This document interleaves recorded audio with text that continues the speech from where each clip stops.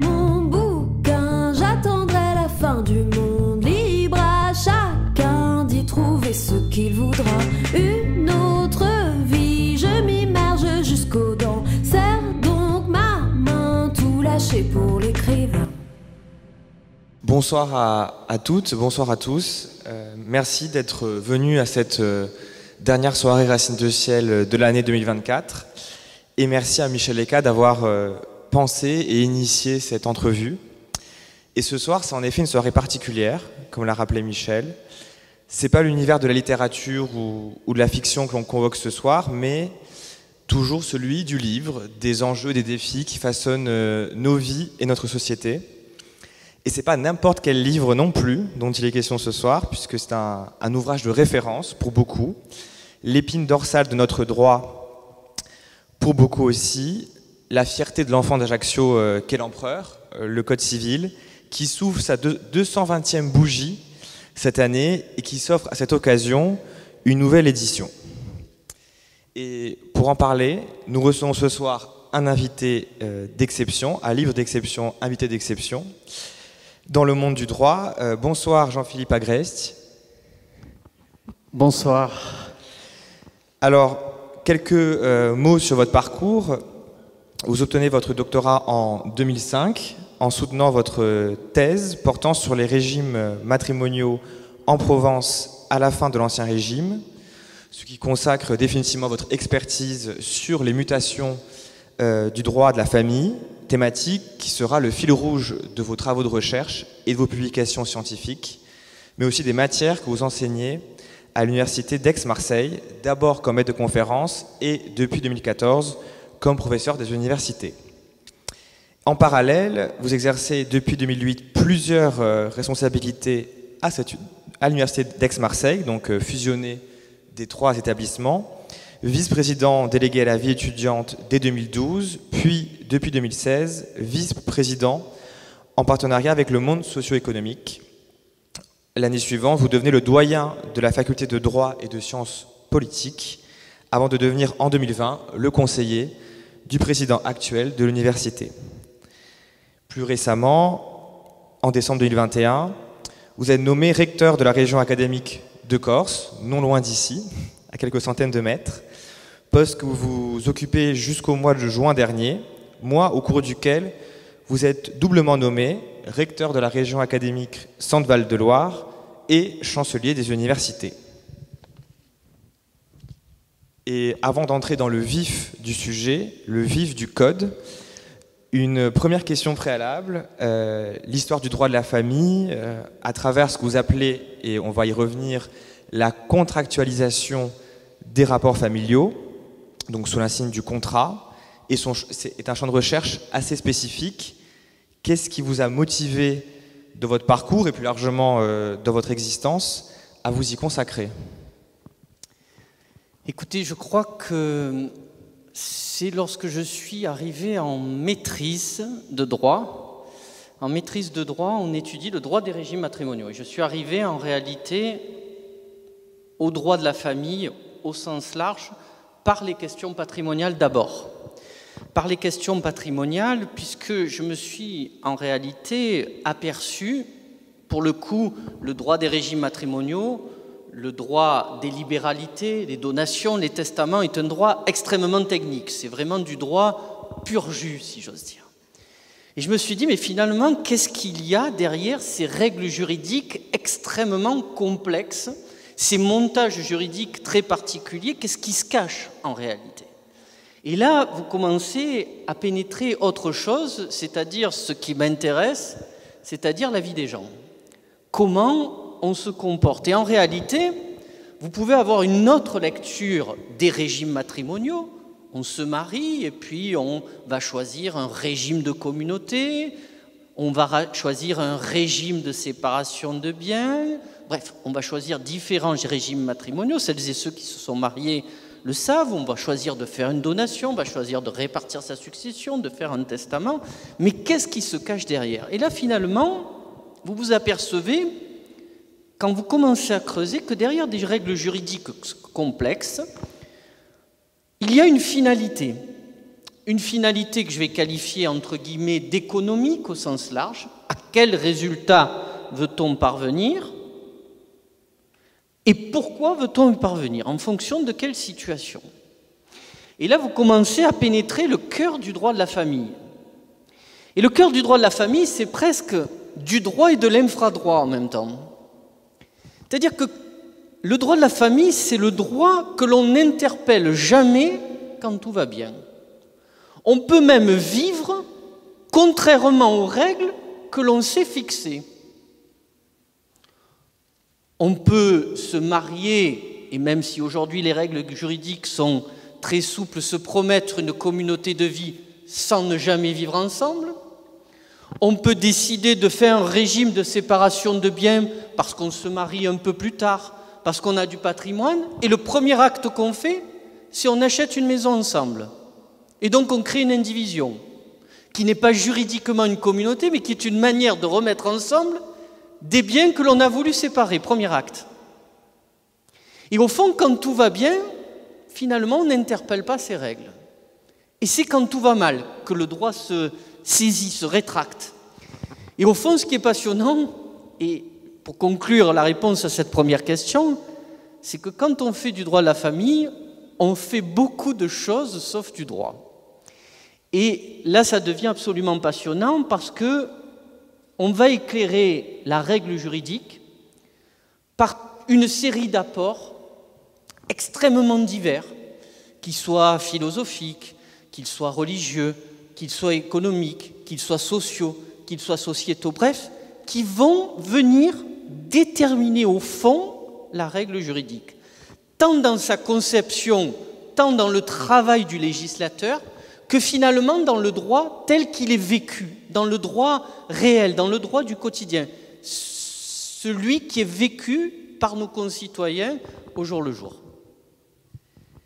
Et c'est bien pourquoi le Code civil, qui a quand même marqué le droit de la famille, inspire non pas que les juristes, mais l'ensemble des Français connaissent au moins de nom le Code civil, savent pertinemment qu'il a eu un rôle décisif dans notre système de droit. Et c'est bien pour ça que ça reste un ouvrage unique. Alors, dans votre travail de recherche, quelle a été pour vous la place de cet ouvrage totem de référence dans votre travail et dans votre recherche vis-à-vis des régimes matrimoniaux? Il y a pour le juriste qui s'inscrit dans une perspective historique, pour le juriste qui considère que le droit n'est pas simplement le droit positif, le produit évidemment de ce que décide un législateur, mais qui considère que le droit est aussi le produit de l'histoire, il y a évidemment deux moments absolument incroyables de bascule. Il y en a d'autres. Il y en a deux absolument incroyables. Le premier, c'est une évidence, c'est la Révolution française. Et le second, c'est le Code civil. D'ailleurs, le premier consul, devenu empereur, le dit lui-même, je n'ai plus les mots exacts, je ne vais pas chercher la citation exacte, mais vous la retrouverez, il dit « On oubliera tout de moi, Waterloo va effacer toutes mes victoires. » Ce qu'on n'oubliera jamais, c'est mon Code civil. Et il a cette idée d'en faire la constitution civile de la France, l'équivalent de cette constitution écrite qui faisait défaut à la royauté, qui a fait défaut à la royauté et qui a été l'une des conquêtes de la Révolution lorsque les États généraux se transforment en Assemblée nationale, puis en Assemblée nationale constituante. Et au fond, il a cette vision en se disant on oubliera toutes les législations qui m'ont précédé, mais on n'oubliera pas mon Code civil.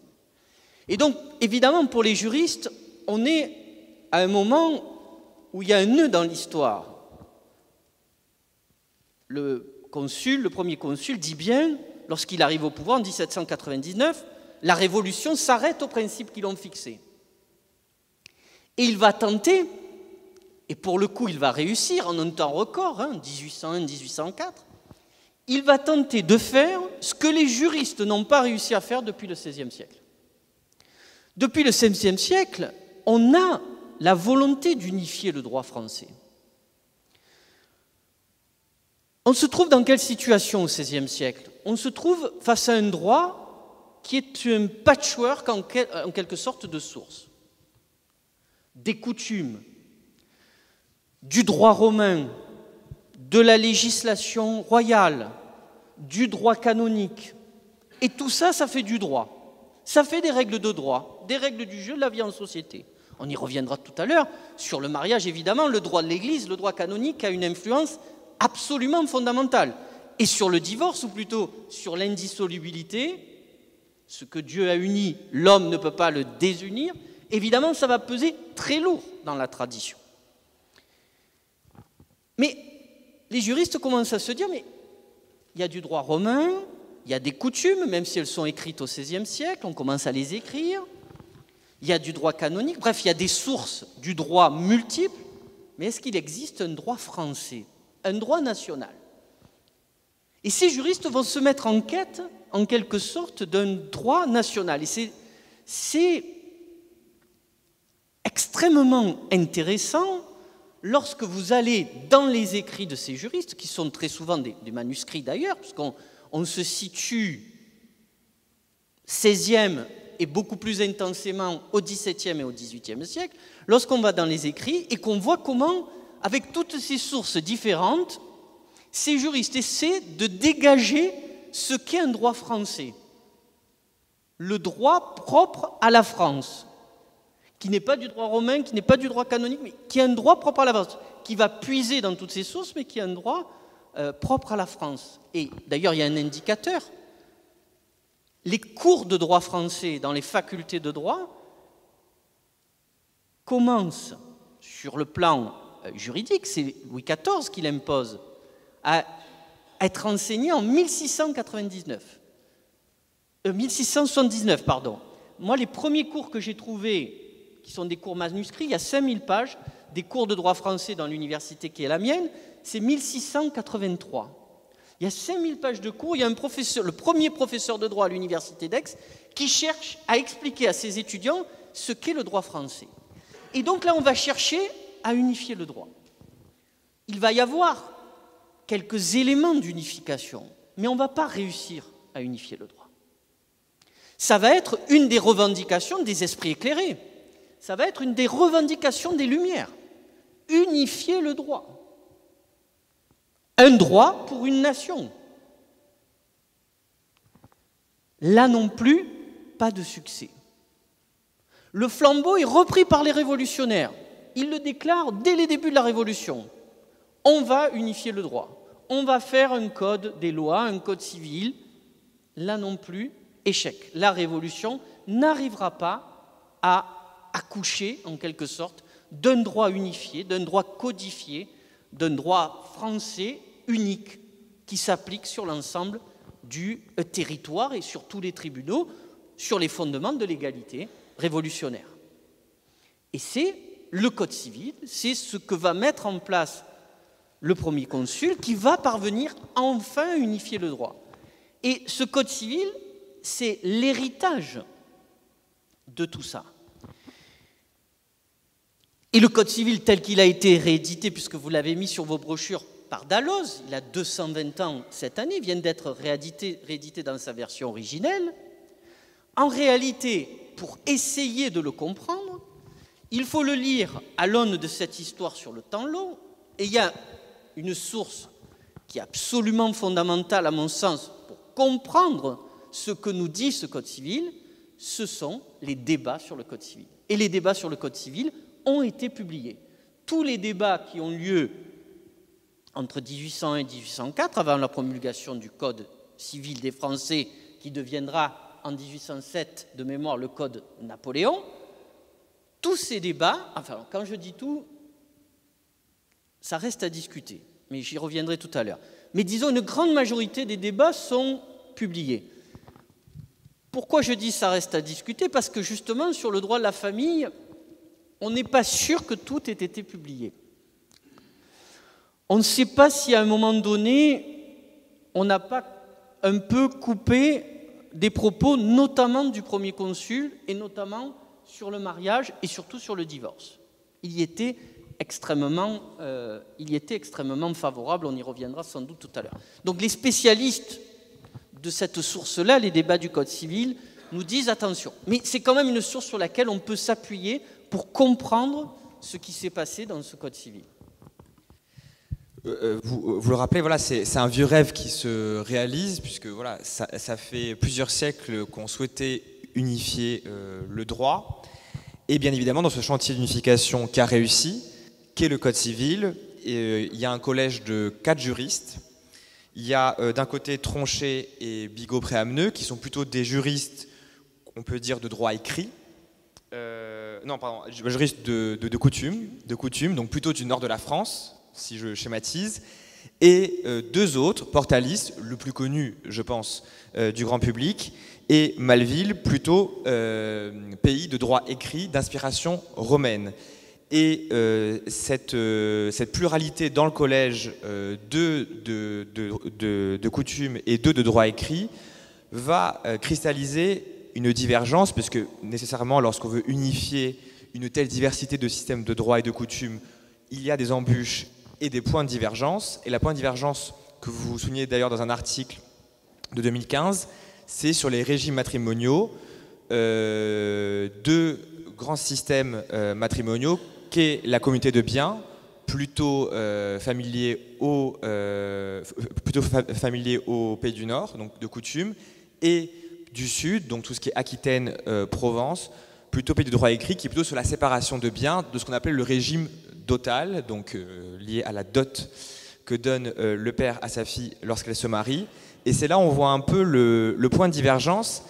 Et finalement, le Code civil a arbitré cette divergence sans vraiment l'arbitrer. C'est qu'elle a laissé la liberté de choisir son régime matrimonial, séparation aux communautés, tout en privilégiant plutôt le régime de la communauté. Alors, comment le Code civil a réussi à s'inscrire dans cette ambiguïté en ne faisant pas véritablement ce choix-là? Alors, de mémoire, c'est sur l'article, je pense, mais vous vérifierez, je crois que c'est 214 du Code civil, sur l'obligation de doter, qu'on lit dans les débats du Code civil, que c'est le premier vrai point d'achoppement entre pays de coutume et pays de droit écrit, puisqu'il y avait 2 adages. Les adages, ce sont des proverbes juridiques qui s'opposaient. Ne dote qui ne veut, ne marie qui ne dote. C'est-à-dire, pour les pays de coutume, en gros, pas d'obligation de doter, puisque le régime qui est privilégié, vous l'avez rappelé, c'est la communauté. Et puis, en pays de droit écrit, l'obligation d'apporter une dot au moment du mariage. Je le rappelle, le régime dotal, je le dis, qui est un régime de séparation de biens. Et c'est bien comme ça qu'il faut le lire, si on revient sur la question des régimes matrimoniaux, c'est un régime de séparation de biens. Donc on est bien dans 2 systèmes différents, deux systèmes qui s'opposent. Un régime de communauté, quand on se marie, il faut créer une communauté de biens, et un système où l'union des personnes n'entraîne pas ipso facto l'union des biens. Et l'article qui est en discussion, c'est, au fond, les enfants qui se marient vont-ils avoir une action en justice contre leurs parents si les parents n'apportent rien au moment où ils se marient? Et c'est tout le débat qui va avoir lieu, en fait. C'est-à-dire, en gros, est-ce que l'aide des parents s'arrête dès l'instant de la conclusion du mariage? Donc, ils n'ont pas d'obligation, ils peuvent le faire, mais ils n'ont pas d'obligation d'apporter une dot ou ce qui correspondrait à une dot à leurs enfants, ou est-ce qu'au contraire, le Code civil va dire les parents doivent aider leurs enfants lorsqu'ils se marient, donc là apporter quelque chose qui ressemble à une dot, et le Code civil va prendre un texte qui va permettre aux enfants d'agir en justice si les parents, et le Code civil va faire le choix. Et donc c'est tout ce débat-là qui a lieu, et le Code civil va dire les enfants n'ont pas d'action contre leurs parents lorsqu'ils se marient. Enfin, la formule est un peu différente à l'époque, mais c'est un article qu'on retrouve, et qu'on retrouve aujourd'hui encore dans le Code civil. Et au fond, là on est au cœur d'une obligation naturelle qui est celle d'aider ses enfants à se marier, qui serait devenue une obligation civile, notamment dans les pays de droit écrit, c'est-à-dire la possibilité d'agir en justice. Et finalement, le législateur qui va dire, le législateur, celui de 1804, celui du Code Napoléon, qui va dire non, finalement, non. Les enfants ne peuvent pas agir en justice, on ne peut pas avoir des familles qui vont aller devant les tribunaux se déchirer au moment du mariage. Et la question qui est intéressante, c'est la question qui va se poser après. Parce qu'une fois que le Code civil est publié, ça ne veut pas dire que les populations se sont acculturées immédiatement à la règle, notamment les populations du sud de la France qui, elles, étaient habituées à la règle de l'obligation de doter. Donc des parents vont continuer, j'allais dire presque de manière incorrecte, naturellement, à apporter quelque chose à leurs enfants au moment du mariage. Là encore, typique du droit de la famille. Tant que tout va bien entre les parents et les enfants, on se fiche de la règle. Sauf que de temps en temps, les parents n'étaient pas totalement ou plus totalement d'accord avec leurs enfants. Et puis ils réalisent que le Code civil, désormais, leur permet, enfin, ne leur imposez pas, ne leur imposez rien sur l'apport au moment du mariage. Et donc ils vont agir en justice, sur le fondement du Code civil, en disant « mais moi, j'ai apporté une dot à mes enfants au moment du mariage, je n'avais pas à le faire, je veux récupérer ce que j'ai donné. » Et là, le juge se trouve bien embêté. Bien embêté. Et au début de l'interprétation, il va dire aux parents, c'est vrai, vous n'avez pas rempli une obligation civile. Le Code ne vous l'impose pas. Mais vous avez rempli une obligation naturelle. C'est-à-dire que le Code ne vous l'impose pas, mais à partir du moment où vous l'avez fait, vous ne pouvez plus demander à récupérer la somme.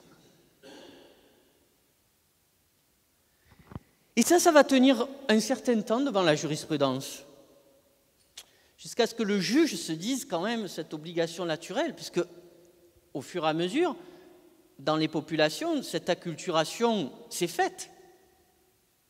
De moins en moins de parents apportaient de dot aux enfants, à tel point que, au milieu du XXe siècle, le régime dotal, qui était présent dans le Code civil de 1804, disparaît du Code civil.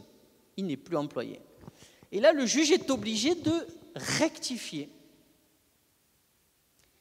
Et donc, lorsque les parents vont agir sur les mêmes fondements que je vous donnais tout à l'heure, sur le fondement de cet article, le juge va plus dire « vous avez rempli une obligation naturelle », mais il va dire « vous avez fait une libéralité », c'est-à-dire en réalité une donation. Et donc, vous êtes soumis au régime juridique des donations. Et donc, on voit comment, finalement, lorsqu'on l'inscrit dans le temps, cet article du Code civil-là, qui pour le coup, lui, est encore bien vivant dans le Code civil actuel, du moins, il est toujours présent, on voit comment se fait l'enracinement historique, comment se fait le débat, comment le législateur tranche et comment, en matière de droit à la famille, le juge va faire évoluer sa position en fonction des situations et finalement, lui aussi, d'une certaine manière de voir la société évoluer.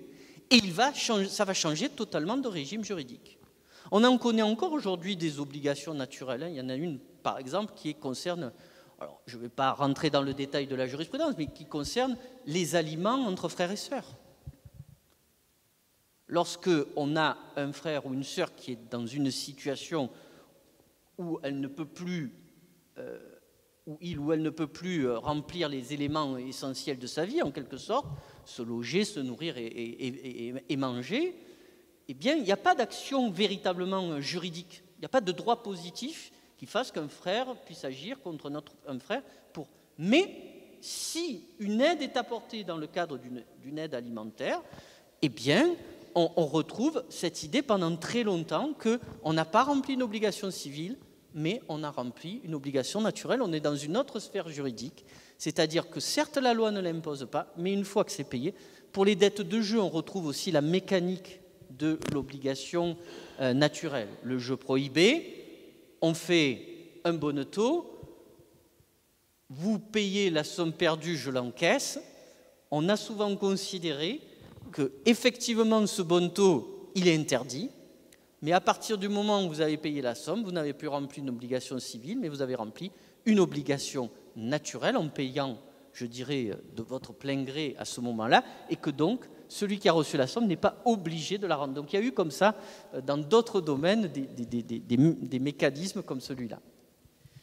Et en parlant de mécanismes, et vous parliez de la disparition du régime dotal donc en 1965, lorsqu'il y a eu une grande réforme du Code civil, et vous parlez de victoire paradoxale, toujours dans ce même article sur les régimes matrimoniaux et leur évolution jusqu'à nos jours, et le fait que oui, en effet, la communauté de biens apparaît être un peu la règle d'usage, puisqu'il y a une forme d'acculturation des populations, mais malgré tout, il y a eu un remodelage de ce régime de communauté de biens avec des éléments séparatistes et en germe tout le renouveau séparatiste qui encore aujourd'hui est croissant, qui fait que le principe de séparation de biens, malgré tout, c'est introduit, je dirais, dans les usages de plus en plus de mariages en France. Oui, en fait, on voit, c'est assez paradoxal, en 1965, puisque au moment des débats du Code civil, on a cette querelle, en gros, entre régime de communauté et régime de séparation de biens. En gros, la discussion, c'est, faut-il instaurer un régime légal, c'est-à-dire, lorsque il y a deux futurs époux, enfin, deux époux, lorsqu'il y a mariage, faut-il que la loi décide pour eux d'un régime matrimonial si eux-mêmes n'ont pas choisi des rapports patrimoniaux qu'ils souhaitaient entretenir, première chose. Et ensuite, une fois que le choix a été fait de l'instauration d'un régime légal, est-ce qu'on dit finalement qu'une communauté se crée ipso facto, ou est-ce qu'on dit qu'ils restent séparés de biens, sauf s'ils en décident autrement? Et le choix qui a été fait, c'était plutôt d'une large communauté, dans un contexte, je le rappelle, où il faut un chef de famille. Et le chef de famille, c'est le mari, dans le Code civil de 1804. Et au fond, en 1965, le régime dotal est totalement désuet, il va disparaître du Code civil, on le disait tout à l'heure, mais il était un régime profondément séparatiste. Et au fond, lorsque le législateur de 1965 réintroduit une nouvelle communauté, celle dite réduite aux acquets, en réalité, il réintroduit un élément de séparation dans la communauté, puisque sont exclus de la communauté, vous savez, aussi bien que moi, tous les biens acquis avant le mariage et sont exclus de la communauté, tous les biens qui arriveraient par libéralité. Si, là aussi, je fais vite. Donc, on réintroduit un élément de séparation. Et on voit comme ça, lorsque le pacte s'est décidé, 99, et puis les réformes qui ont suivi, le choix qui est fait, c'est aussi celui de la séparation de biens pour les pacsés. Alors après, il va y avoir une évolution sur les rapports patrimoniaux entre gens pacsés, mais c'est quand même la séparation de biens qui est choisie. Donc, on a comme ça un sujet autour de la séparation de biens. Et moi, ce qui m'a intéressé, si on reste sur les régimes matrimoniaux pour l'instant et sur les relations patrimoniales entre époux, tout à l'heure on reviendra sur les relations personnelles, ce qui m'a intéressé au fond, c'était d'essayer de démontrer que dans l'émancipation de la femme devenue épouse, la question patrimoniale et la question financière étaient absolument fondamentales. Pour le dire différemment, pour avoir étudié les actes notariés, c'est-à-dire que là, en allant dans la pratique du droit. Pas simplement les règles, pas simplement la législation, voire dans les actes de notaire, ce qui se passe réellement. Eh bien, on s'apercevait que, d'abord, les veuves étaient très actives sur le plan patrimonial. Très, très actives. Et on voit aussi que lorsque les épouses étaient séparées de biens, c'est-à-dire qu'il y avait un régime dotal, le régime dotal, c'était, il y avait une dot, mais tout ce qui n'était pas dotal était qualifié de bien paraphernal, c'est-à-dire en dehors de la dot, et en réalité, c'était des biens propres de l'épouse. Eh bien, lorsqu'on va dans les actes de la pratique, on s'aperçoit en réalité que l'épouse, dans les faits, dans la réalité, elle gère ses biens quand elle en a. Malgré l'image de la puissance maritale qui a marqué l'Ancien Régime, et là, le Code civil, finalement, lorsqu'il instaure la communauté, évidemment, d'une certaine manière, il va protéger l'épouse la plus fragile qui ne travaille pas, puisqu'il va lui faire en quelque sorte bénéficier des richesses accumulées par le mari qui travaille. Mais de notre côté, en déterminant le régime de communauté comme le régime légal, il va faire presque un peu de force rentrer l'épouse sous le joug du mari sur le plan des relations personnelles, mais aussi sur le plan patrimonial, puisque celui qui est le chef de la communauté, c'est le mari.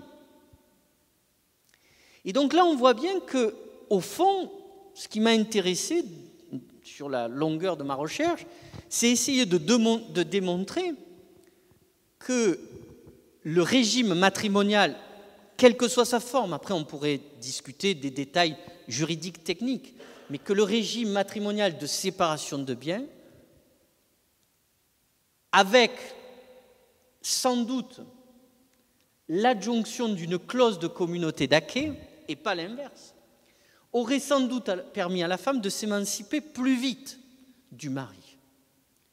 Et là, on sent bien que le Code civil a véritablement figé les choses en la matière, alors que sous l'Ancien Régime, contrairement, ça peut paraître contre-intuitif, mais notamment dans les pays de droit écrit, ceux du Sud, plutôt sous influence du droit romain, on voit que la séparation de biens quand même fait qu'il y a une forme d'autonomie de l'épouse.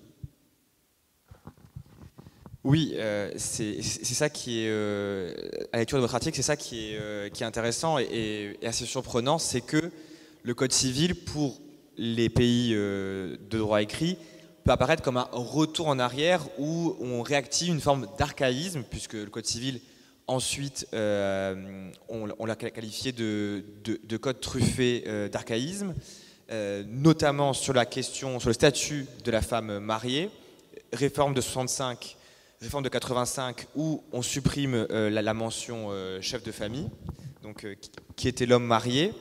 Donc en fait, cette dynamique, cette lame de fond, ce renouveau de séparation des biens, finalement profite et revalorise le statut de la femme mariée. À ce moment-là, en tout cas. Oui, puisqu'on voit disparaître. Je crois que les dernières traces de la puissance maritale, c'est 1985 dans le Code civil. Donc c'est pas si vieux que ça en réalité.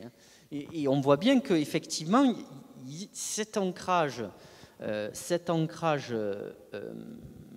dirais, inégalitaire, qui a été enraciné dans cette masse de granit, comme disent certains auteurs, qui est le Code civil, eh bien, elle a eu un poids quand même pendant très très longtemps. Et lorsqu'on va aborder le divorce, là aussi, finalement, on va retrouver ce même ancrage qui va marquer très fortement le droit de la famille. Mais justement, puisque le lien n'est pas fortuit, parlons du divorce, de la question du divorce qui a profondément divisé les juristes de l'époque, les juristes avec le premier consul, qui était beaucoup plus, disons, progressiste ou favorable à un divorce plus facilité que notamment Portalis. Et vous avez consacré un un article sur Portalis et le divorce, qui est intéressant puisqu'on voit vraiment se cristalliser le compromis entre les traditions de l'Ancien Régime, mais également la nécessité d'accepter des conquêtes de la Révolution française. Il y a vraiment ce compromis, ce nœud dont vous parliez de notre histoire, notamment matrimoniale, sur le divorce, qui finalement se cristallise et puis se matérialise dans ce débat sur la question du divorce, et également comment le divorce va rentrer péniblement dans le Code civil de manière très restrictive, et il faut dire à la défaveur de la femme également. Il faut le dire, puisque les motifs de divorce, les fautes à adresser aux hommes sont quand même, disposent d'une forme de plus grande indulgence, notamment en termes d'adultère, que pour la femme. Alors d'abord, si vous le permettez, Michel mentionnait tout à l'heure notre rencontre que vous n'avez pas racontée, Michel, mais moi, il me fallait trouver un lien quand même entre Ajaccio, Orléans et Aix. Puisque ancien recteur de la région académique de Corse, doyen de la faculté de droit et de sciences politiques d'Aix-Marseille, aujourd'hui recteur de la région Centre-Val de Loire et de l'Académie Orléans-Tours. Et en fait, avec le mariage et le divorce dans les codes civils, on a les trois. Les trois personnages qui vont jouer un rôle fondamental et dans l'unification du droit et sur la qualification juridique du mariage et la question du divorce. C'est d'abord l'Orléanais, professeur de droit orléanais, Robert-Joseph Potier, qualifié par beaucoup comme étant le père du Code civil. Il est l'inspirateur de tous les juristes qui interviennent. Le premier consul le connaît, enfin, il le connaît, l'a lu, c'est certain, ou du moins quelqu'un lui a raconté ce que disait Potier, c'est certain. Et les quatre rédacteurs du Code civil principaux, vous les avez rappelés, Tronchet, Bigot de Prameneux, Malville et Portalis, plus symbolique d'entre eux, le plus puissant au moment de ce Code civil, ont lu Potier. Ajaccio, évidemment le premier consul, le Code civil et le Code de Napoléon, et Portalis, c'est l'Aixois, avocat au barreau d'Aix. C'est les trois personnages finalement absolument fondamentaux. Commençons par Potier, puisque chronologiquement, c'est celui qui écrit sous l'Ancien Régime. C'est le plus grand, sans doute, juriste du XVIIIe siècle, sans doute, Robert-Joseph Potier. Et puis il a une chance inouïe, il fait une synthèse du droit français à quelques 40 ans de la Révolution. Et donc c'est l'ouvrage qui va marquer les juristes. Portalis est un juriste de l'Ancien Régime, hein. C'est avant tout un avocat de l'Ancien Régime avant de devenir le rédacteur du Code civil aux côtés du premier consul. Ils lisent tous Potier, ils connaissent tous Potier. Il a fait un travail absolument remarquable de synthèse de ce qu'est le droit français et il publie un traité qui s'appelle « Traité du contrat de mariage ». Quelle est l'originalité de ce traité? C'est déjà son titre, « Traité du contrat de mariage ». Jusqu'alors, on est dans la deuxième moitié du XVIIIe siècle. L'expression « contrat de mariage » désignait les rapports patrimoniaux entre époux, ce dont on parlait tout à l'heure. Le contrat de mariage passé devant notaire.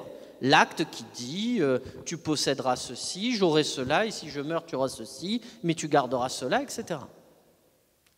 Et là, Potier publie un ouvrage qu'il appelle Traité du contrat de mariage. Il ne parle pas des rapports patrimoniaux, il parle du mariage lui-même. Et vous voyez tout de suite, il le qualifie de contrat. L'union de ces deux personnes, le fameux oui, en quelque sorte, c'est pour Pottier un contrat. Ce qui, au fond, est logique, puisque dans la tradition juridique depuis les Romains, on a deux modèles dans l'histoire du droit, il y a deux modèles pour faire le mariage. Soit c'est l'acte sexuel entre deux individus qui va sceller le mariage, soit c'est la volonté. La tradition romaine avait pris la volonté, le consentement.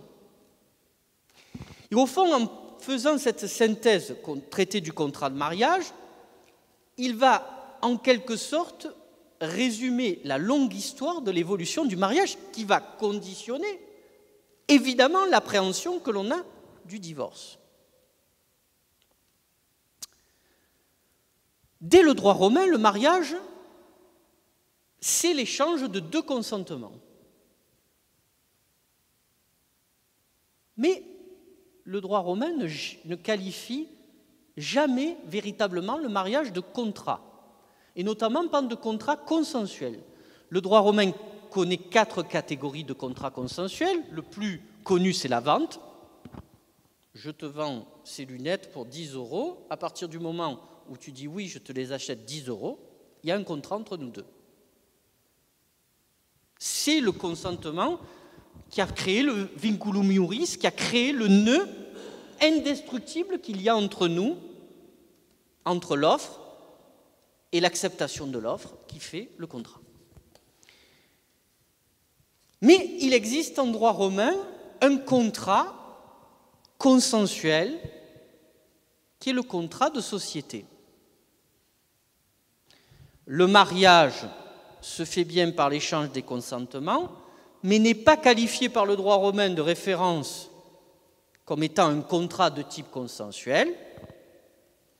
Petit à petit, les juristes du haut Moyen-Âge commencent à dire « mais le mariage, ça ressemble quand même de près à une société entre deux individus. »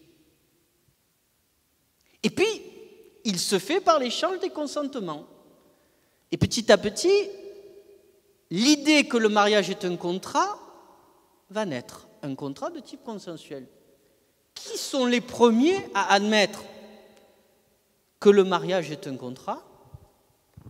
Au Moyen-Âge central, on est au XIIe, XIIIe siècle, les théologiens et les canonistes. Ceux qui connaissent, au fond, les Écritures et ceux qui ont tiré de ces Écritures un droit propre à l'Église. Eh bien, quand ils sont les premiers, et puis ils vont être suivis par les civilistes, c'est-à-dire les juristes, pour faire simple. Et quand ils font ça, si vous me permettez cette expression un peu triviale, ils ne s'aperçoivent pas qu'ils sont en train de se tirer une balle dans le pied. Pourquoi? Parce que le contrat, par définition, est une notion profane. Ce n'est pas une notion religieuse. C'est une notion profane qui va juridiciser, en quelque sorte, le mariage, qui pour l'Église est devenu, ne l'oublions pas, un sacrement. C'est l'un des 7 sacrements de ce que l'on appelait alors l'Église catholique, apostolique et romaine. Et on va avoir cette double qualification. Le mariage est un contrat, mais c'est aussi un sacrement. Mais alors, si c'est un contrat, qui décide? Qui est le patron? Qui fait la loi sur le mariage? L'État. Donc le pouvoir royal, avant la Révolution. Mais si c'est un sacrement, qui décide? Qui fait la loi? C'est l'Église. Et vous voyez bien que sur la question du mariage, va naître une véritable querelle de pouvoir. Pourquoi? Parce que depuis Cicéron, le mariage est le fondement de la famille, et la famille est le fondement de l'État. On le retrouve encore dans certains discours politiques aujourd'hui. Et donc on va avoir une tension entre finalement Mais est-ce que le mariage est un sacrement? Est-ce qu'il est un contrat? Ou est-ce qu'il est les deux? Parce que qui décide, qui fait la loi, et qui juge? Est-ce que c'est la juridiction d'État, la juridiction royale, ou est-ce que c'est la juridiction ecclésiastique sur le sacrement? Et il va y avoir, au fond, cette tension. Et un pouvoir royal qui va en quelque sorte jouer d'une certaine ambiguïté. Puisque plus il va devenir, je vais employer le terme même s'il est remis en cause par les spécialistes, plus il va devenir absolu ce pouvoir royal, plus il va vouloir contrôler ce qui est la pépinière de l'État, c'est-à-dire la famille, et donc il va vouloir contrôler le mariage. Et en même temps, il va continuer à dire, mais le mariage doit se faire en face de l'Église, et le mariage reste indissoluble sur les fondements chrétiens. Et tout le jeu va être de démontrer, au fond, que le contrat est antérieur historiquement et en quelque sorte supérieur juridiquement au sacrement. Jusqu'à y trouver un enracinement historique qui est la création de l'humanité. Potier le dit dans son traité, Portalis le redit au moment des débats du Code civil. Le premier acte que firent entre Adam et Ève, c'est un contrat de mariage. Et là, il n'y avait pas de religion. Le christianisme n'existait pas. Donc on voit bien que le contrat peut exister sans le sacrement. Donc il est bien historiquement antérieur. Et donc il est juridiquement supérieur, puisque pour que le sacrement existe, il faut bien que le contrat existe.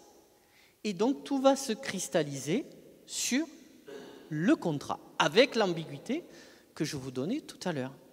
Et au fond, petit à petit, cette idée va s'enraciner, on la retrouve chez Potier, mais les juristes d'Ancien Régime n'arrivent pas à en tirer toutes les conséquences. Potier, il est trop chrétien en quelque sorte, il est trop dévot pour aller jusqu'à dire « oui, mais c'est un contrat », puisque c'est un contrat comme tous les autres contrats, ce que le consentement a fait, le consentement peut le défaire, et donc on peut reconnaître le divorce. Il n'ira pas, évidemment, jusque-là. Il essaiera de mettre en avant le caractère particulier de ce contrat. Et on a cette filiation-là, et c'est la Révolution qui va finalement sonner le glas en renvoyant le sacrement dans la sphère privée, donc la question de la religion dans la sphère privée, pour acter le fait, dans la Constitution de 1791, que le mariage est un contrat civil, et c'est avant tout un contrat civil. Et au fond, c'est de cette tension-là, parfaitement résumée sous la plume de Potier, c'est cette tension-là et le passage de l'onde de choc révolutionnaire qui, elle, affirmant que le mariage est un contrat, affirmant la liberté individuelle, va dire, mais au fond, un contrat qui se fait par l'échange des consentements peut être défait par une forme de volonté parallèle, et donc va reconnaître le divorce, alors le divorce pour faute, mais va surtout reconnaître le divorce par consentement mutuel et pour incompatibilité d'humeur. Et donc va tirer toutes les conséquences de l'affirmation de la reconnaissance de la liberté individuelle et de l'affirmation que le mariage est un contrat. Et lorsque le Code civil arrive, il hérite de tout ça en fait. Il hérite de ce long passé, de cette querelle autour de la qualification juridique du mariage, du rejet en quelque sorte de la dimension religieuse dans la sphère purement privée au profit d'un mariage avant tout reconnu comme un contrat et comme un contrat civil, des décisions de 1792 en matière de divorce. Et ce qui va se passer, c'est cette tension-là dans le Code civil. Au fond, lorsque le Code civil arrive, le mariage doit être de nouveau défini pour savoir ce que va être le divorce dans le Code civil, divorce qui était trop révolutionnaire pour être maintenu en l'état, est trop révolutionnaire pour être sorti du Code civil. Et donc c'est cette tension-là, finalement, que l'on va retrouver dans le Code civil. Oui, et ce qui est intéressant, c'est que la trajectoire de Portalis, qui est un juriste d'Ancien Régime, monarchiste constitutionnel, donc plutôt conservateur, mais pas légitimiste pour autant, a une société de principe. Il est hostile par principe au divorce. Et pendant justement ces débats sur la rédaction du Code civil et sur l'inscription, comment inscrire ou ne pas inscrire le divorce dans le Code civil, il y a ce débat-là, et le premier consul de l'époque y prend part, puisque Napoléon est assez favorable au divorce, notamment par consentement mutuel. C'est quelque chose qui pourtant arrivera vraiment à son terme en 1975 sous Valéry Giscard d'Estaing. Donc il y a vraiment une longue progression.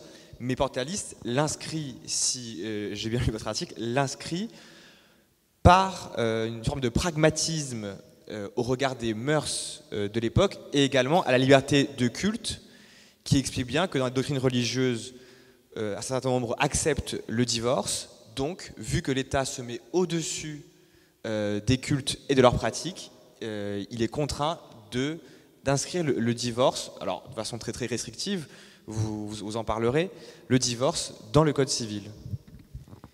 Oui, le premier consul intervient beaucoup sur la question du divorce. Je vous disais tout à l'heure, certains spécialistes disent que peut-être, d'ailleurs, certains débats ont été coupés parce que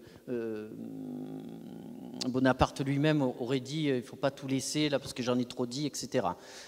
Certains spécialistes, moi je ne suis pas spécialiste du tout de ces questions-là, disent aussi on a voulu voir dans la position de Bonaparte sur le divorce finalement quelque chose qui faisait écho à sa vie personnelle. En réalité, les spécialistes se disent non. Il est obsédé par l'adultère de la femme. Voilà. Il y revient en permanence. Et en gros, il dit que le divorce par consentement mutuel ou le divorce par incompatibilité d'humeur, il dit au fond, ça permettra de masquer ces mœurs dévergondées de ces femmes qu'on n'arrive plus à contrôler et pour lesquelles on accepte trop de choses. Je résume de manière caricaturale pour aller vite. La misogynie ambiante du temps, je fais une petite parenthèse parce que j'ai eu à y travailler, vous la retrouvez chez Jean-Jacques Rousseau, hein, le chantre de l'égalité politique, et alors le mot ne correspond pas à l'époque, mais pour faire simple, c'est extrêmement misogyne quand on le dit, hein, quand on le lit. Extrêmement misogyne. Donc, je veux dire, ce sont des hommes de leur temps avant tout. Hein. Ce sont des hommes de leur temps. Et ce qui est intéressant, c'est de voir en miroir la réaction de Portalis. Parce qu'il va quand même mener la danse sur la question du mariage et du divorce. On voit bien que le premier consul tient. Il interpelle d'ailleurs Portalis. Il lui dit, mais si vous pouviez ne pas maintenir le divorce, vous ne le feriez pas. Vous ne le maintiendrez pas dans le Code civil. Et Portalis reconnaît, avoue, il dit oui, si je pouvais, je ne le maintiendrais pas. Et en fait, on sent que Portalis, il est tendu, lui aussi, entre le conservatisme du juriste qui va chercher dans la qualification juridique tout pour rendre impossible ce divorce, et finalement le pragmatisme du législateur qui se rend compte qu'il ne peut pas, 10 ans après la Révolution, 10 ans après que ses concitoyens de l'époque aient eu la possibilité de divorcer, 10 ans après la liberté des cultes et donc le fait que le mariage se soit totalement détaché de la religion catholique, il ne peut pas, à ce moment-là, totalement écarter le divorce. Et finalement, la tension, c'est entre le conservateur du juriste et le pragmatisme du législateur. Et il le dit à Bonaparte, il dit oui, si moi oui, en gros, et il va chercher des raisons. Et alors là, il trouve une formule, il explique bien dans la tradition révolutionnaire que le mariage est un contrat, mais il dit c'est un contrat perpétuel par destination. C'est-à-dire qu'il est hors catégorie, en quelque sorte. Il le met tout de suite hors catégorie. Oui, c'est un contrat, mais il est perpétuel par destination. Et donc, il faut tout faire pour qu'il ne soit pas rompu. De quoi il a peur? Il a peur que le divorce soit la cause du désordre des familles et donc soit la cause du désordre de l'État. C'est ça qu'il importe. Il voit la famille comme un instrument politique et il voit le divorce comme le risque de perturbation en réalité de cet équilibre des familles, pépinière, il le dit, de l'État. Quand il parle de les familles sont la pépinière des États, je ne sais plus quel est, il le dit, les familles sont la pépinière de l'État et c'est les mariages qui forment les familles. C'est la formule exacte employée par la royauté en 1639 dans le préambule d'une ordonnance ou d'un édit, j'ai plus le texte en tête. C'est la même formule. On est 2 siècles plus tard. Donc il est marqué par ce conservatisme-là et il trouve cette idée. Et il dit au fond le mariage, ça relève... Oui, c'est vrai que c'est un contrat civil, mais avant tout c'est un contrat naturel. Et parce que c'est un contrat naturel, il est perpétuel par destination. Et puis après, alors il essaie, hein, il tente, il retente, il met des bornes et des bornes et des bornes, mais il est bien obligé à un moment donné de voir qu'il ne peut pas faire autrement. Et donc, qu'est-ce qu'il va chercher à faire? Il va chercher à limiter les causes du divorce. Quand il voit que la liberté des cultes, l'acculturation des populations a la possibilité de divorcer depuis la loi de 1792, etc., etc., quand il sent bien que ce n'est pas possible, un tel retour en arrière n'est pas possible. Je vous disais, trop révolutionnaire pour être sorti du Code civil, mais trop révolutionnaire pour être maintenu en l'état. Il va essayer de serrer au maximum sur les causes du divorce. Presque à faire du divorce un remède à un mariage qui serait trouble de désordre pour la société. Ce n'est pas les individus qui l'intéressent. Il va justifier le divorce en disant, mais finalement, je vais le permettre avec des causes très restreintes, on va le permettre avec des causes très restreintes, parce que certains mariages peuvent troubler l'ordre de la société, et donc il vaut mieux les rompre. Et donc on va mettre des causes restreintes pour rompre ces mariages qui troubleraient l'ordre de la société. Mais il n'est pas du tout dans le champ de la liberté individuelle, il n'est pas du tout dans ce champ-là, qui est le champ quand même de la Révolution, qui permettait ou qui a permis ou qui a servi de fondement à la reconnaissance du divorce et à la reconnaissance du divorce par consentement mutuel et pour incompatibilité d'humeur.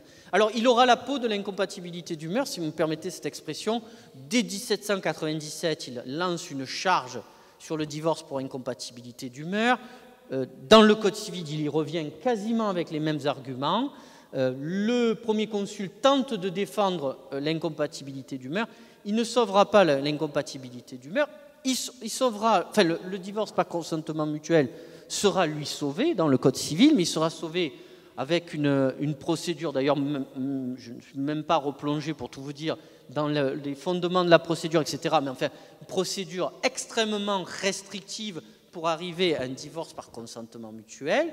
Et au fond, les débats sur le Code civil tiennent en germe ce qui va se passer quelques années plus tard, 1816, lorsque de Bonald obtient de nouveau la suppression du divorce, puisque en 1816, le divorce disparaît du Code civil.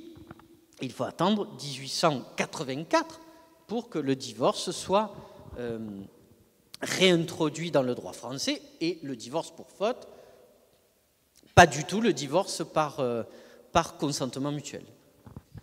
Oui, c'est ça qui est assez troublant, c'est que c'est Naquet qui réautorise le divorce en 1884, donc sous la Troisième République, qui s'inspire des idéaux révolutionnaires, mais le divorce par consentement mutuel se fera presque un siècle plus tard, sous Valéry Giscard d'Estaing, avec les travaux de Jean Carbonnier, où on va vraiment établir le divorce par consentement mutuel en 1975, puisque avant, pour divorcer plus ou moins par consentement mutuel, il y avait une sorte de comédie judiciaire. Je crois que vous vous rappelez dans un article, vous le rappeliez, où les avocats s'échangeaient des lettres d'injure. L'avocat de l'époux, l'avocat de l'épouse s'échangeaient des lettres d'injure pour qu'il y ait faute réciproque et pour que le mariage puisse être dissous. Oui, et ça c'est ce que vous dites, l'anecdote que vous donnez, c'est ce qui rend au fond, à mon sens, le droit de la famille passionnant. Parce que on parle des règles, des articles qui ont été adoptés finalement par le code, etc. Mais on s'aperçoit que quand les époux, dans une famille, il y a un objectif à atteindre, eh bien il faut rechercher par-delà les jeux d'ombre et de lumière, les 1000 sinuosités du droit qui permettent de parvenir. Et lorsque le divorce est interdit, que ce soit sous l'Ancien Régime ou que ce soit après 1816, on voit en réalité des époux qui vivent comme s'ils étaient divorcés. Alors certes, le texte ne permet pas la reconnaissance en justice, mais la réalité de la vie du droit est bien celle-là. On trouve des actes dans lesquels, des actes notariés, notamment sur les actes notariés, très souvent, ou des sous-seing privés enregistrés chez le notaire, ou des sous-seing privés qu'on a retrouvés, où les époux déterminent la manière dont ils vont vivre de manière séparée. Et on trouve même des formes de pension alimentaire ou l'équivalent de ce qu'on a connu en matière de divorce qui sont versés en dehors de toute règle. Alors, il y a bien un fondement juridique qui permet ça, c'est la séparation de corps. D'ailleurs, les juristes de l'Ancien Régime, et Portalis aussi, sont des grands défenseurs de la séparation de corps. Ils disent, attendez, le divorce, c'est pas la peine, il y a la séparation de corps. Et les plus avancés rappellent Voltaire, dit, mais pourquoi un lien pourri est-il indissoluble? Pourquoi un lien pourri est-il indissoluble? En réalité, je garde, je ne sais plus comment dit Voltaire, mais en fait, il dit, je garde le nom d'épouse et c'est plus ma femme. Voltaire qui était sans doute le plus avancé sur ces questions-là. Les autres sont beaucoup plus frileux. Chez les Lumières, l'approche du divorce n'est pas toujours très nette. Mais il y a des visions différentes. Mais on voit bien que les époux, en réalité, trouvent des moyens, des chemins juridiques pour parvenir à la situation dans laquelle ils veulent vivre, avec laquelle ils souhaitent évoluer pour le futur. Et ça, on le voit très souvent en réalité dans les actes de la pratique, en dehors finalement de la règle de droit elle-même ou du texte. Et sur les séparations entre époux, c'est quand même très net. Et c'est ça qui est intéressant, c'est que finalement l'évolution des pratiques, ce qu'on appelle l'infradroit, l'évolution des pratiques, des mœurs, précède finalement la reconnaissance par le droit. Et le divorcement par consentement mutuel, c'est ça, la séparation de corps comme une sorte de camoufler au divorce, une sorte de situation pour essayer de créer une situation qui serait proche des personnes divorcées, en est un véritable exemple. Et puis aussi, c'est vrai qu'à partir des années 60 jusqu'à aujourd'hui, il y a eu une accélération, dont on parle beaucoup de juristes, une accélération des modifications du Code civil, où on va supprimer un certain nombre d'archaïsmes, où vraiment va être consacré le mariage comme contrat, non pas comme contrat perpétuel par destination, qui aurait un statut particulier presque, je dirais, sacré, mais vraiment une désacralisation du mariage et une libéralisation du divorce, puisque si on prend une réforme assez contemporaine, en 2017, il est maintenant possible de divorcer sans le concours d'un juge. Ça a quand même été vraiment la manière de pousser encore plus la loi de 2004 qui libéralise déjà le divorce Et pour le mariage également, puisque le mariage, on a le recours à la séparation de biens qui est de plus en plus accru. Il y a vraiment une individualisation mariage pour tous. de mariage. Et voilà, justement, j'allais justement en parler justement là. C'est la question aussi du mariage pour tous. Et oui, en réalité, on s'aperçoit que moi, ce que je défends comme idée, en fait, ce qui m'intéresse en tant que chercheur, c'est au fond ce long processus de contractualisation du droit. En réalité, à partir du moment où les théologiens, les canonistes, les civilistes, tout le monde s'est mis d'accord pour faire entrer la notion contractuelle à l'intérieur d'abord du mariage. Mais c'était par le mariage que se faisait la famille. Donc de fait à l'intérieur de la famille à cette époque-là. À partir du moment où le contrat est rentré, il n'a eu de cesse de se diffuser à l'intérieur de la famille. Et au fond, avec des hauts, des bas, des moments de flux, de reflux, etc. Mais on voit bien que progressivement, le contrat pénètre le domaine familial. Et vous savez, les débats qui ont eu lieu sur l'instauration du divorce, puis du divorce par consentement mutuel, puis son reflux, puis un 20e siècle qui ne sait pas trop où il va, jusqu'à son dernier quart où le divorce par consentement mutuel revient, ont été des débats beaucoup plus violents que les débats qui ont eu lieu au moment du mariage pour tous. Et au fond, encore une fois, ce n'est pas une appréciation de fond, une appréciation politique du tout. La dimension contractuelle a pris de plus en plus de place et on le voit dans toutes les évolutions législatives qui ont eu lieu, notamment les plus récentes que vous avez mentionnées. Et là alors, au fond, puisque maintenant on est postérieurement à 2013, donc que l'on soit dans un mariage de personnes de même sexe ou qu'on soit dans le mariage de personnes de sexe différent, la question profonde, c'est celle que posait dans un tout petit opuscule dans les années 2010 Pascal Bruckner, c'est le mariage d'amour a-t-il échoué? Parce que, au fond, l'expression du consentement, qui est la base du contrat, si on part sur l'hypothèse que le mariage, après on pourrait discuter évidemment, est un contrat et que historiquement, la question du contrat s'est enracinée dans le mariage. La question, c'est qu'est-ce qu'on met derrière le consentement? Qu'est-ce qui fait qu'on va s'unir à l'autre? Vous le savez, ce que la littérature, le théâtre nous présentent depuis des siècles, c'est finalement cette dualité entre mariage de raison et mariage de passion, en quelque sorte, entre mariage arrangé et puis mariage d'amour. Et là, il y a une lecture qui est... Et au fond, Bruckner, lorsqu'il fait ce petit opuscule, il est intéressant parce qu'il permet de se questionner. Il n'y a rien de rare, il y a une centaine de pages, il n'y a rien de rare à l'intérieur, mais c'est les questions qu'il fait poser en réalité qui sont intéressantes.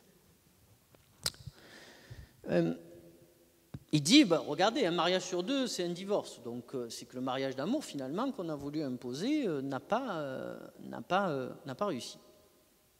Si je résume. Là aussi, très ou trop rapidement. Mais pour le juriste, ça renvoie à la question du consentement. C'est en gros, qu'est-ce qui fait qu'on se marie? Qu'est-ce qu'on met derrière ce consentement? Et là, il y a une lecture, pour le coup, qui est d'une grande modernité.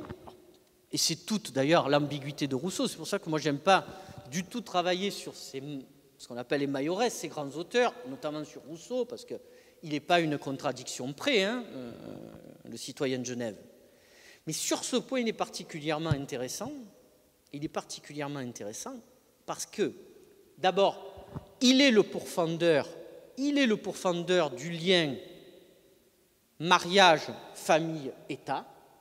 C'est lui, véritablement, le vulgarisateur, enfin, celui que certains appellent ou qualifient de vulgarisateur de l'école du droit naturel, qui va dire, mais non, il n'y a pas continuité entre la famille et l'État, il y a discontinuité entre les deux, on ne parle pas des mêmes choses, il y a deux sphères bien différentes, il y a la sphère familiale et puis il y a la sphère politique.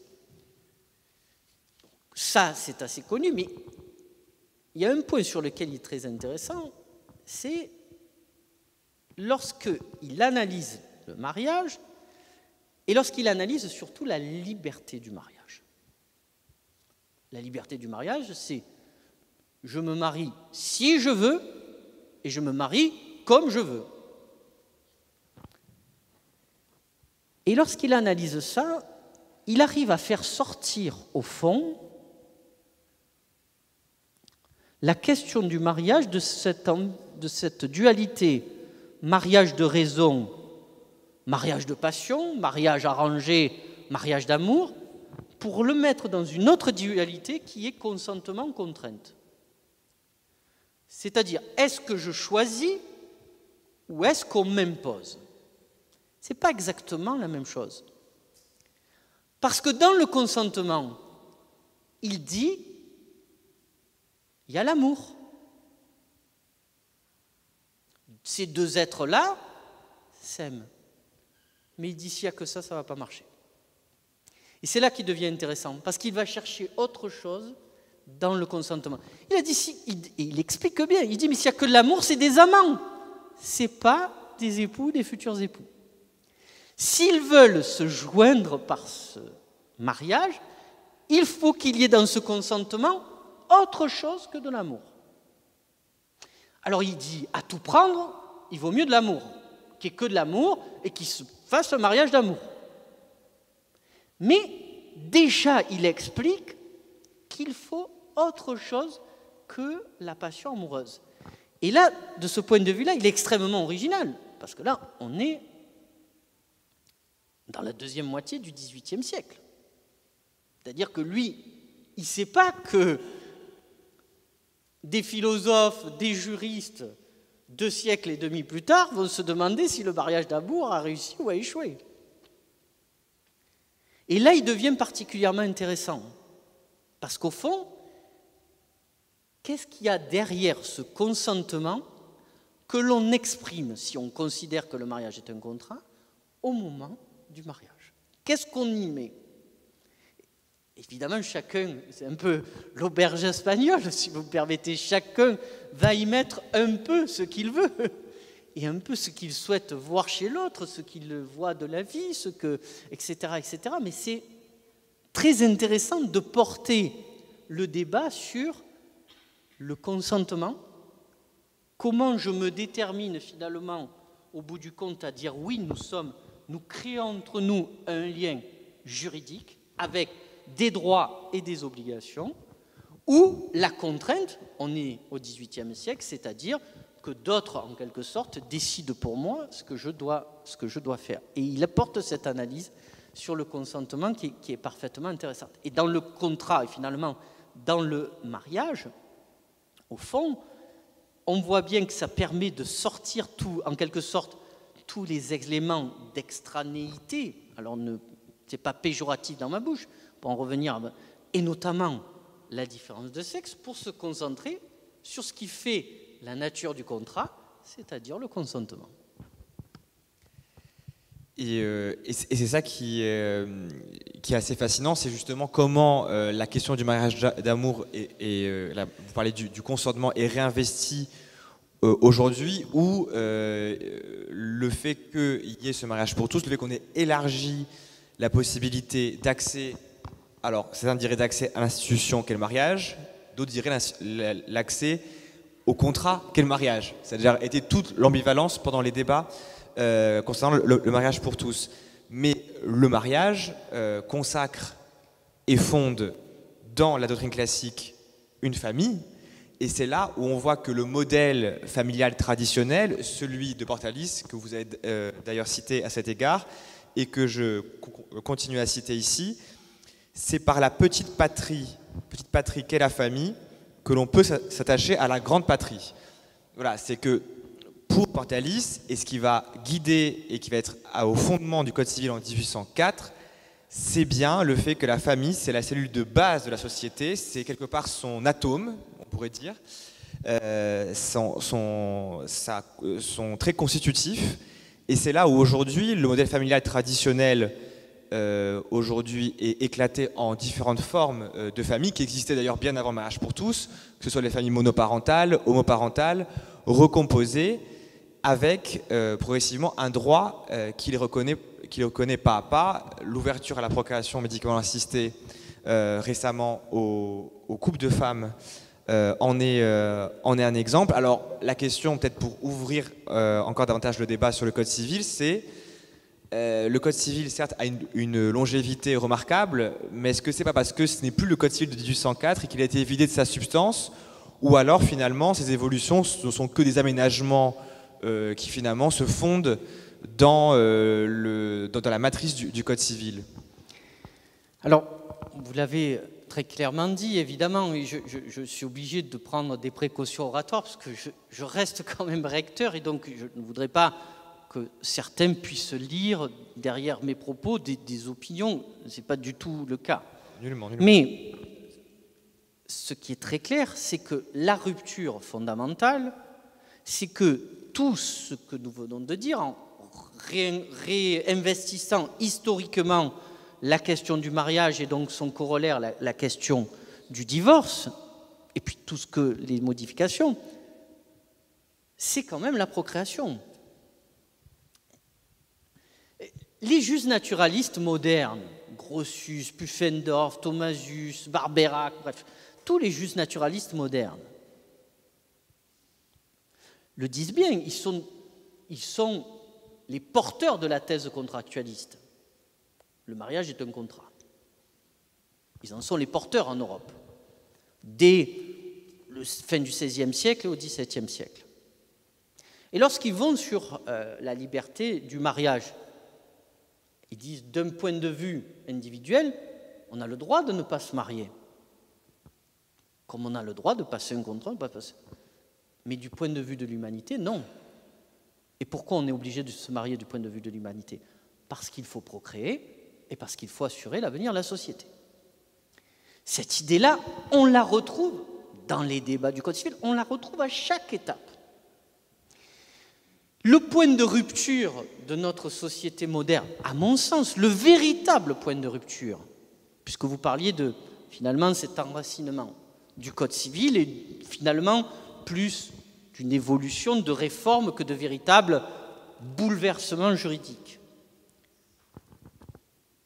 Le bouleversement, ce n'est pas le fait, et c'est ce que j'ai essayé de vous dire, et peut-être ça permet d'ouvrir, et puis après je laisse chacun à sa réflexion. Le véritable bouleversement, ce n'est pas le ruissellement, en quelque sorte, du contrat qui est rentré au Moyen-Âge central dans la famille et qui a tissé sa toile progressivement à l'intérieur de la famille.